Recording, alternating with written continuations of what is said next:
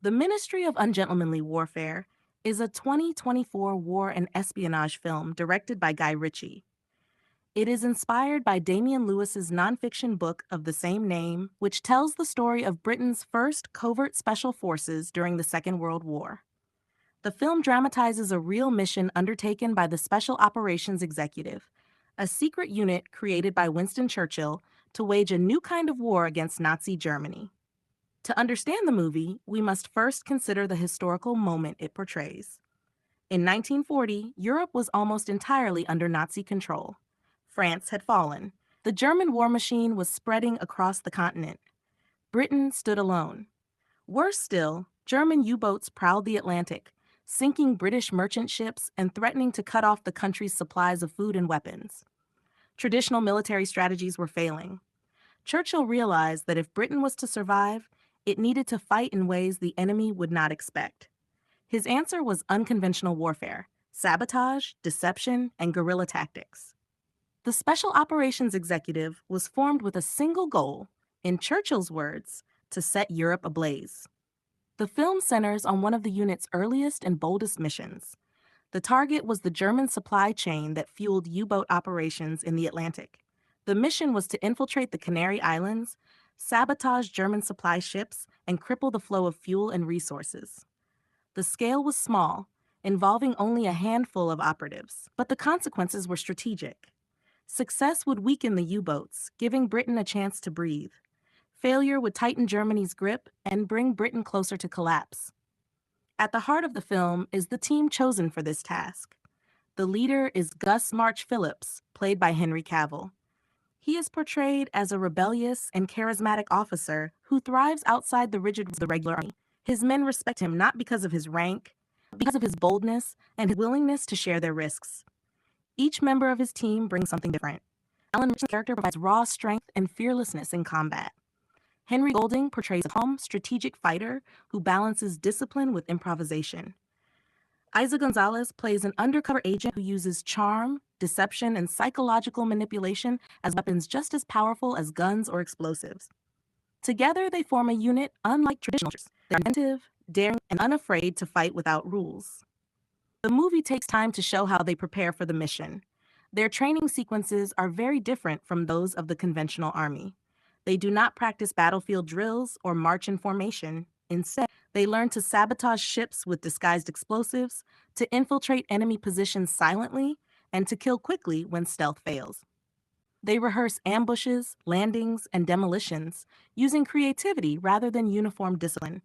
These scenes set the tone for the film, showing that the war they are about to fight is ungentlemanly by design. The mission itself is the centerpiece of the movie. The operatives sail into dangerous waters under the cover of darkness. Suspense builds as they approach the German-controlled harbor. They must remain unseen as they plant explosives and prepare the sabotage. Every moment carries risk, since discovery would mean certain death. The film uses silence and tension to hold the audience, showing how even small noises or mistakes could expose them. When the sabotage begins, the action accelerates. Explosives are placed, German ships are targeted, and the pressure mounts as patrols begin to sense something is wrong. As the Germans increase their security, the team is forced into direct confrontations. Here, the film shifts from suspense to sharp, fast-paced combat. The operatives fight in brutal close quarters, using whatever weapons and tactics are available. Guy Ritchie's direction emphasizes speed and improvisation. The action feels raw and unpredictable, showing how survival depended on quick thinking rather than careful planning. The climax of the mission comes as the team detonates the explosives, crippling German supply ships, even as enemy forces close in around them. Against overwhelming odds, the operatives complete their task and escape, leaving chaos in their wake. The conclusion ties their mission to the larger war effort. While their operation may seem small compared to the great battles of World War II, its impact is strategic. By disrupting the U-boat supply chain, they weakened Germany's hold on the Atlantic and bought Britain crucial time. The film ends by acknowledging that this mission was not a one-off adventure, but part of a larger pattern. These operatives paved the way for modern special forces. Their methods, once unthinkable, became a permanent part of military strategy. Thematically, The film raises questions about the morality of war. The operatives do not follow the codes of honor that traditional armies claim to uphold. They assassinate in silence, use deception as a weapon, and strike where the enemy least expects it. The film asks the audience to consider whether such methods are justified when survival itself is at stake. Another theme is leadership. Gus March Phillips is not a leader in the conventional sense. He does not inspire through authority or tradition, but through example. His men follow him because they trust his courage and judgment. The film portrays leadership as a matter of action and loyalty rather than rank. Cinematically, the movie combines war drama with action thriller. The use of shadow and close-up shots creates a constant sense of danger. The pacing alternates between tense, quiet preparation and explosive bursts of violence. The dialogue is quick and sharp, typical of Guy Ritchie's style. The score blends period music with modern tension-building elements, giving the story both historical grounding and cinematic energy. The performances bring the story to life.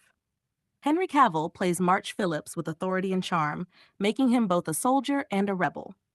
Isa Gonzalez delivers a role that shows intelligence and subtlety, portraying espionage as psychological warfare. Alan Ritchson and Henry Golding provide balance within the team, one through raw power, the other through composure. Together, they create a believable portrait of a unit that succeeds because of its diversity of strengths. Historically, the story sheds light on a side of World War II, often hidden in the shadows. The Special Operations Executive's missions were classified for decades, and even within Britain, there was debate about whether their methods were honorable. Yet their operations disrupted Nazi control and gave Britain breathing space at critical moments. The film takes dramatic liberties, but it remains rooted in the reality that unconventional warfare was essential for Britain's survival. In closing, The Ministry of Ungentlemanly Warfare is not only a film about action, but also about innovation and survival. It shows how Britain, faced with destruction, chose to fight in ways that broke tradition. It tells the story of men and women who operated in secrecy, using sabotage and deception to challenge an enemy that seemed unstoppable. It reminds us that history is not shaped only by armies and large battles, but also by small groups willing to take immense risks in the shadows. By blending fact with drama, the movie honors the legacy of these operatives while entertaining with sharp pacing and powerful performances. It leaves the audience understanding of the cost, the daring, and impact of fighting a war.